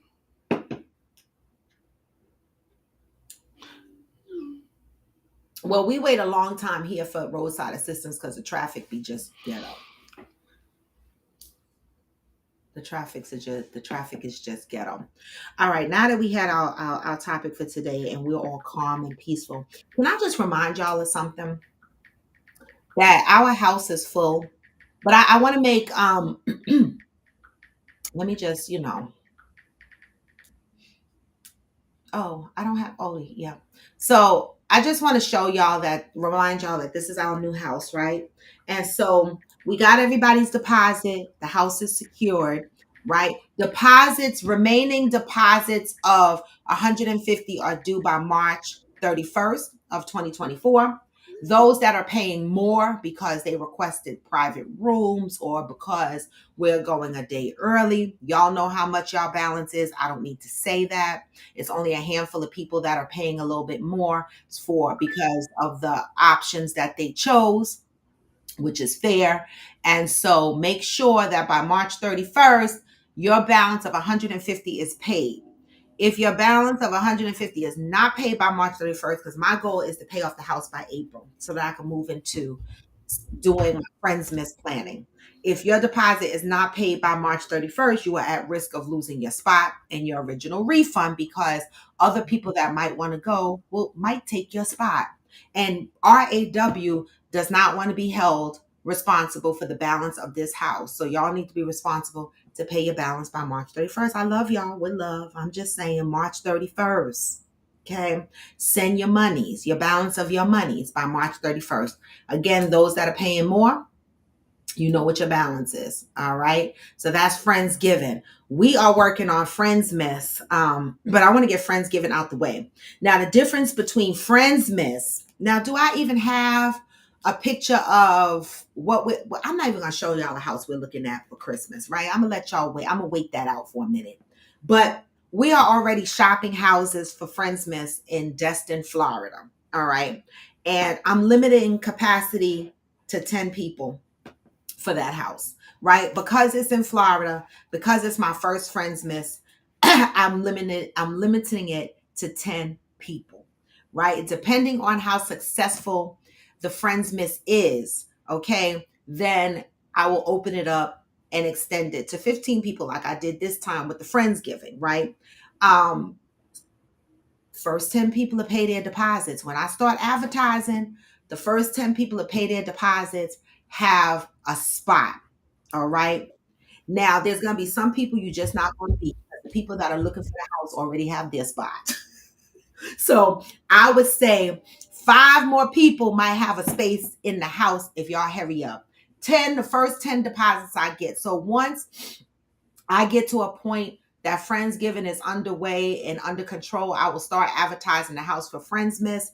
That is, and I did put it up there in my story on social media. I did start advertising it. Let me see something. Is there? Let me see. Oh, I do. All right, so let me see something. I could show y'all something. I could show y'all a little bit of something. Show y'all a little bit of something.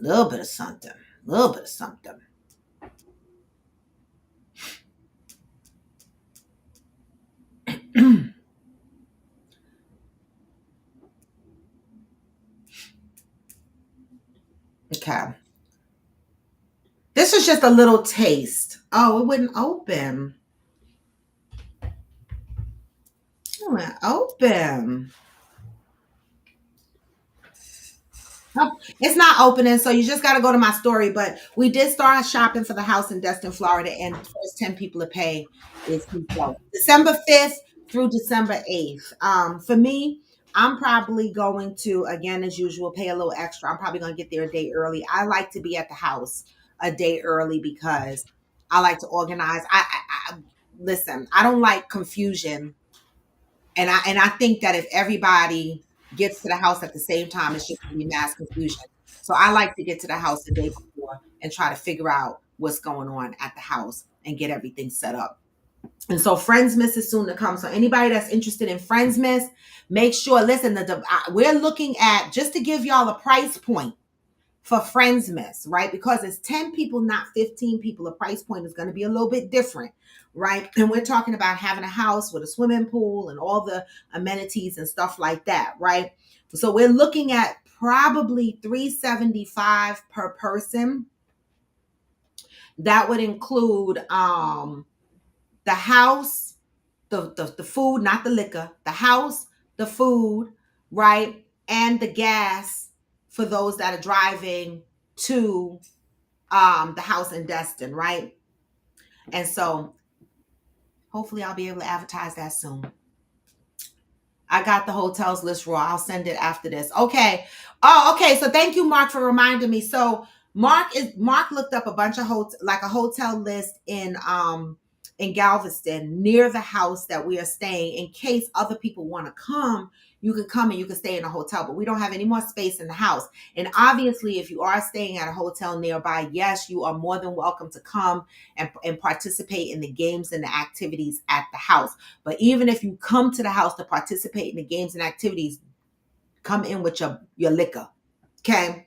Come in with your liquor, because liquor is being contributed to the house. All right. Because we're going to be staying in the house. How many computers you got in the house? You over there looking like baby Best Buy. It's most Johnny. First of all, Johnny, don't do me. I probably got 1, 2. I got like 4 laptops and I got multiple screens. All right. I take care of business here. Okay.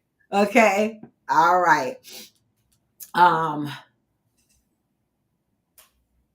babe, do you need anything or anything done? Okay, Ghost must be asking fancy. Mm. And that one is 3 nights raw. That's the one in Destin, right? Yeah, but you know me, Debbie, I might need to do 4 nights because I like to get to the house early. No, I don't do day trading. I don't. See, Johnny, these men are not used to women working in corporate America. Y'all don't think we have a bunch of computers and shit in our house. We work. Mm-mm. And we need multiple screens because we deal with multiple spreadsheets and all kind of shit. Graphs, charts, everything. Yes, friends miss. That's what I mean, Debbie. But I might need to go the day before. I texted in the thing. I might need to go a day before. So I might need to pick up a little extra to go the day before. Anybody want to go the day before, they can pitch in and pay a little extra. But if they don't, that's fine by me. But I need to get there a day before. I don't like all of that stress with everybody showing up at the same time. I'm talking about getting there the day before. But the people that got to drive me got to go the day before too.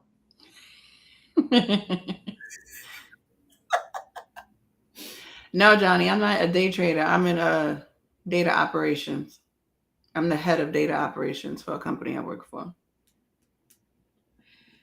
Mark said, y'all pray for me while I talk to this dealership today. I want to show my black side, not my nigga side. Wait, what happened? We can't show the black. We gotta show the right side. What happened at the dealership? You buying a car? Your car is fucked up? What happened at the dealership? No, he talking about my car. I gotta take it to the dealer today. Yes.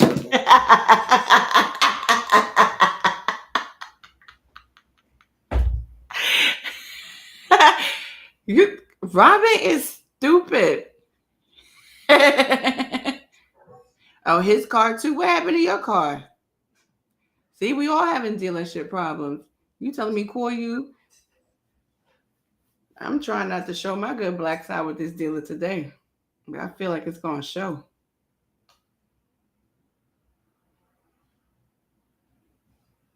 Robin, what in the world?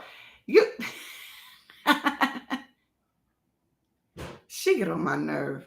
You don't even need no more coffee.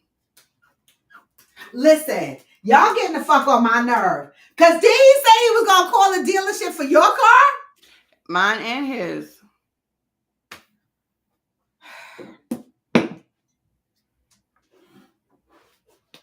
I'm just going to go cry in the corner later. What you gonna do? I'm going to cry in the corner later. Mm-mm.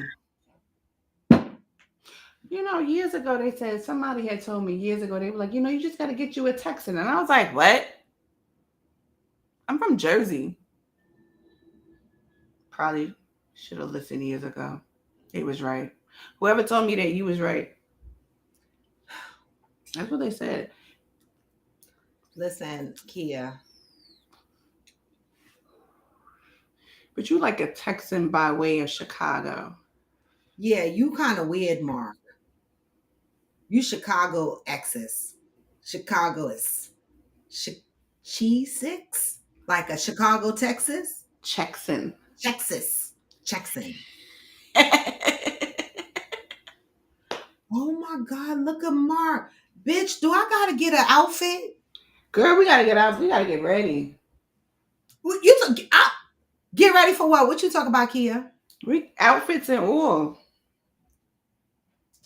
I'm talking about a different outfit. He talking about, babe, I told you God was prepared. Do I need to put high heel shoes on? Girl, get your shoes on. Oh shit. Let me finish riding this bike so my dress could be sexy. Cause You and me both. Let me get back. Let me start riding this goddamn get bike. back. No, you need go ride. I do go to the gym. I know you go to the gym, but you got a bike and you gonna ride that shit.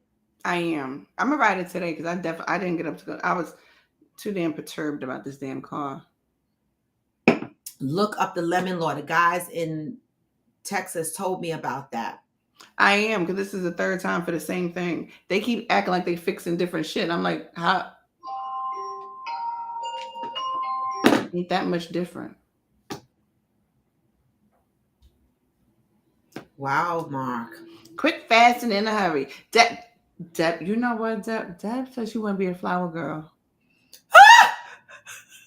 He said white. Not I a don't. flower girl, though. Can you imagine? They'll be like, what kind of coffee with friends wedding is this? The fuck? A The flower shit girl? we made up. Grown ass, all adult wedding. Grown ass flower girl. Grown ass ring boy. All adults. Oh my God. White dresses, churches, preachers, and all. I don't know if I want to wear white though. Yeah. Wear something funky. Fuck that white. Wear something funky. Mm-hmm. You know, I don't even know. Like, can you envision yourself getting married again, Kia? Hell, the first two didn't count. Oh yeah, those are not right. Those were annulments. You said two. I wasn't even talking about the first one. The fuck? They didn't count. It didn't count. It don't count. Do you think you would get married? Yeah, because I've always wanted to be married. I just never. I'm just happy that those two didn't count. Yeah. To actually get married to a man that really is going to love me.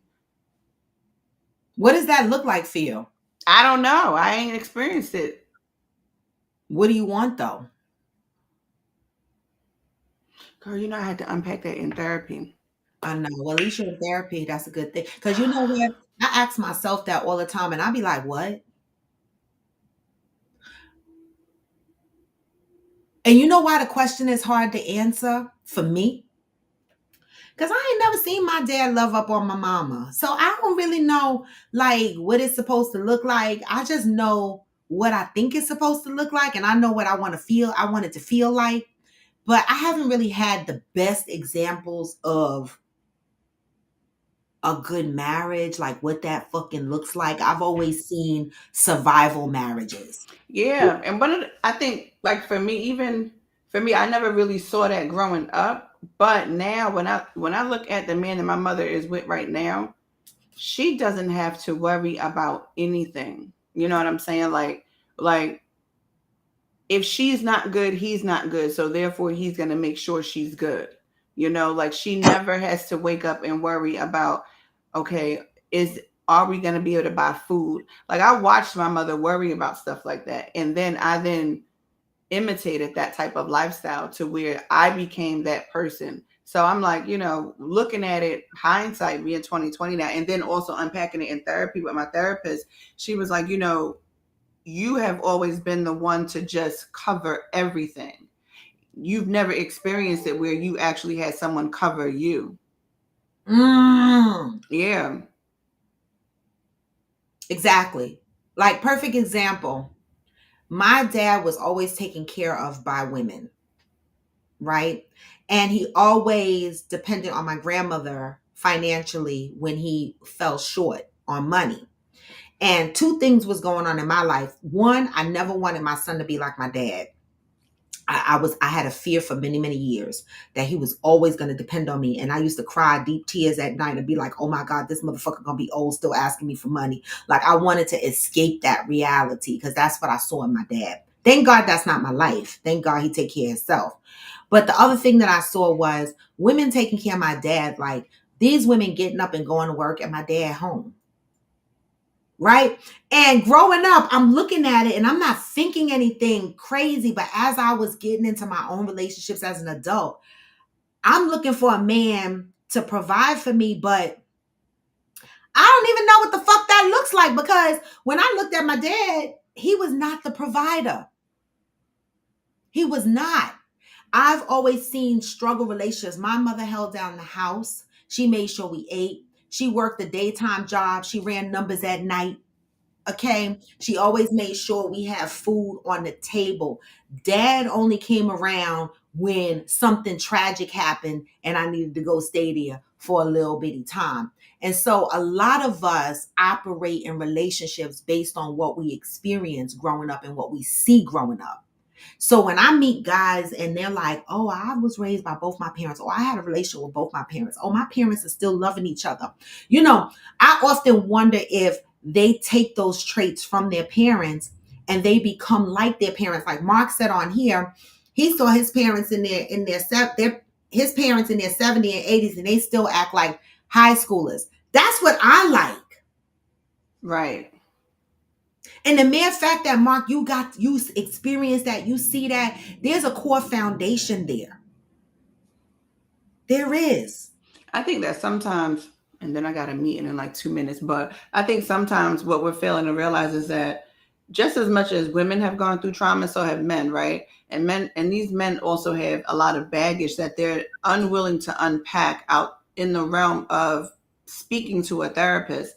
And then we date them, and then now we're dealing with all of those traumas, right? Like Debbie said with your topic, with this, which was your original topic, like, how do you get married to a person and then one day they literally just wake up and they're paralyzed and you're like, oh, Deuces.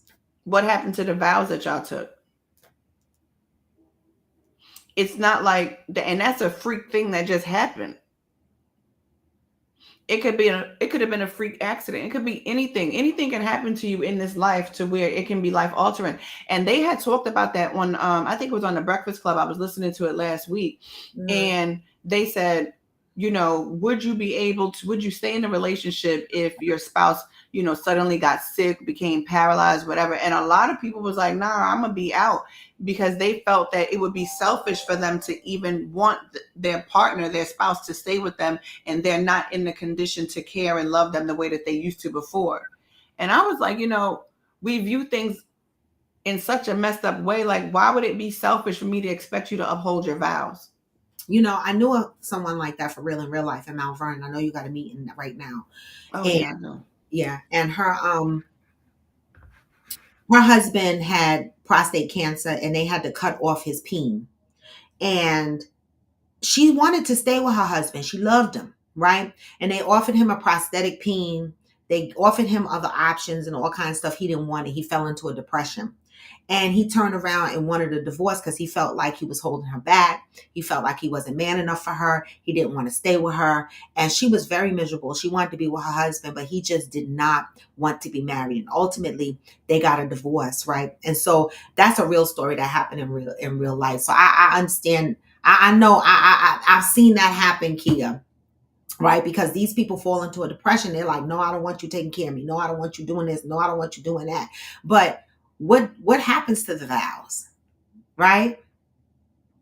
Yep. What happens to the vows? Ghost said, I'm not leaving if anything ever happened to my baby. The only way we breaking up is if she leaves. Oh. Men don't have good examples from both sides. We as men are taught, stop crying, don't get mad. And when we hold all that in until adulthood, then we take it out on their spouse. That's true. And that's why this platform, we talk about healing, not only for the women, but for the men as well. We know that men are raised in ways where where women, mothers, and dads have been guilty of telling them, don't cry, shut up, what you crying about, be a man. But, to me, I want to be in a relationship with someone that has a vulnerable side and is willing to share that vulnerability with me, right? Because once you get to a point where you're able to share your vulnerabilities with each other, then you know that there's a level of trust that you both have gained for each other. And so I think it's very important for men to be expressive about their feelings. You know what I'm saying? And this is the unpacking that a lot of guys have to do, because I know, right? I was guilty of that when I was raising my son. Stop crying. You a boy. Stop crying. Stop crying. Until I had to learn, right? Because a lot of things that we learn growing up, we normalize. So we were all taught boys are not supposed to cry. Suck it up. So now these boys become men, and these grown ass women are with these men who don't cry, who are not vulnerable, who are always beating their chest, trying to be tough. And we like, this motherfucker is an asshole. But a lot of times that's just that trauma. That's just that shit that you were taught that you need to unlearn and relearn some healthy shit. It's okay to cry.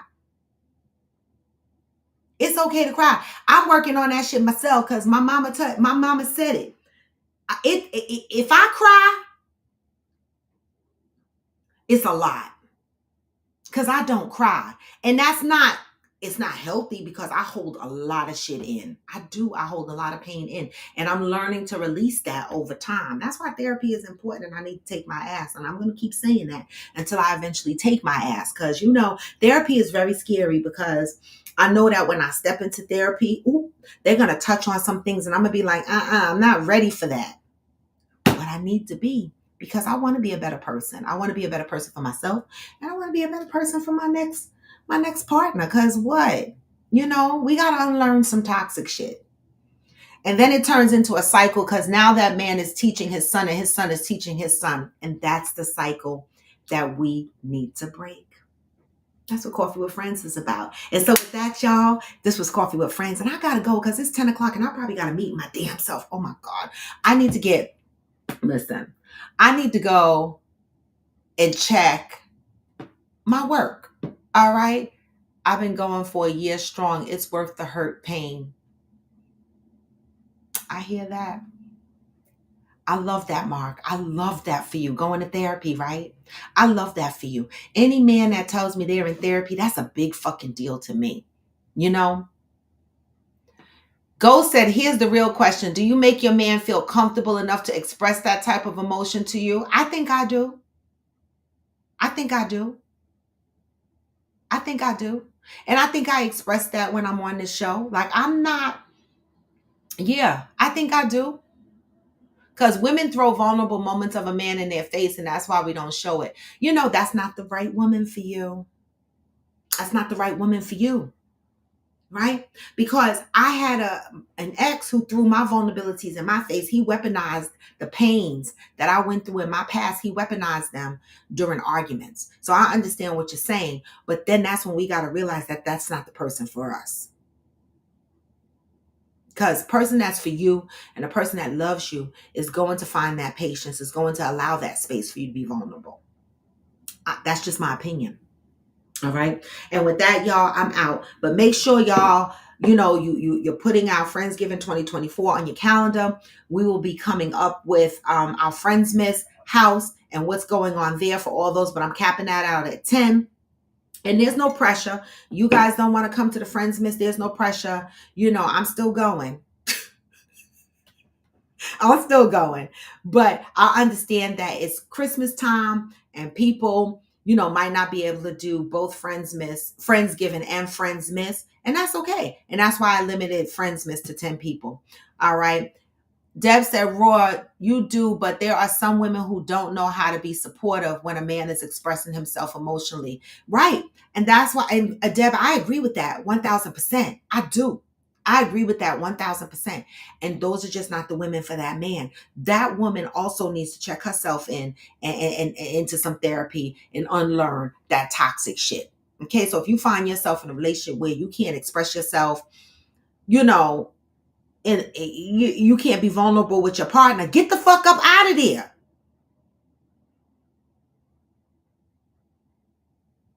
Thank you, Smokey. You too. But that's a great point, Debbie. Some of these women haven't been taught to support a man in that way. And that's why we got to do the work. But do they love their man enough to learn how? I don't know, Ghost. That's a deep question, because I think it's beyond loving their man. At that point, it's more about what, in my opinion, what love and how love was shown to them growing up. I can't really say if they love them enough. It might just be a learned behavior, and it might not be attached to how they love you. I don't know, because I'm not a therapist and I'm not a life coach. I'm just going through this thing called life, and I have loved people, but some of my toxic traits have caused me to do some raggedy shit in the past. And so, I don't know. It's a good question. It's a really good question, but we're going to have to bench that question and bring it up another day. But that's a really good question, Ghost. Something to think about, right? And I'm going to end the show because I got to go to work. But today's reading was about not being a know-it-all, right? If you don't know something, say you don't know something, right? We're all here living different experiences. We're all here. We can lend each other our different experiences and we can learn from each other. You don't have to be the know-it-all. You don't. Because walking around being a know-it-all, you will get exposed really quickly. All right. And people lose faith in those type of people. And so take today's read as a blessing. December is the month of peace. All right. And with that, y'all, always move in peace and love. We are growing. We are building something. We are not here because we are perfect. And not all of us are going to agree with the opinions that we give on here at all times. But this is what makes us different, right? But the blessing in all of this is that we learn something each and every day from each and every one of you. I know I learned a lot. But in the meantime, between time, I'm just going to say, send you on your way and tell you, go. No matter how low you feel, you can still what? Even when you feel low, you can still go. Yeah, you can. Even when you feel slow, you can still go. Even when there's no hope, you can still go. Uh-huh. I never answer to no, man, I still go. And I don't. This is Coffee with Friends, and I am raw to be bone. Come back tomorrow, y'all. I think I'll be here. Move with peace and love. Get this message on the way out. What? Hustle hard. Hey. I'll be making moves till I'm buried in my grave. To the system, I don't wanna be a slave. I've been doing shit my way, on the highway, and in the driveway is a nice range. 'Cause I grind through the climb, I invite pain. You never hear the bitch, nah, I don't complain. Just gotta flip the switch and you can go and obtain Anything you want, anything you need. Your mind's got the key ingredients. Hey. With the negativity, but I just slide right by that energy. Hey, even when you feel low, you can still go. Even when you feel slow, you can still go. and you can. Even when there's no hope, you can still go. I never answer to no, man, I still go. And I don't. Peace, y'all. I'm out. Go.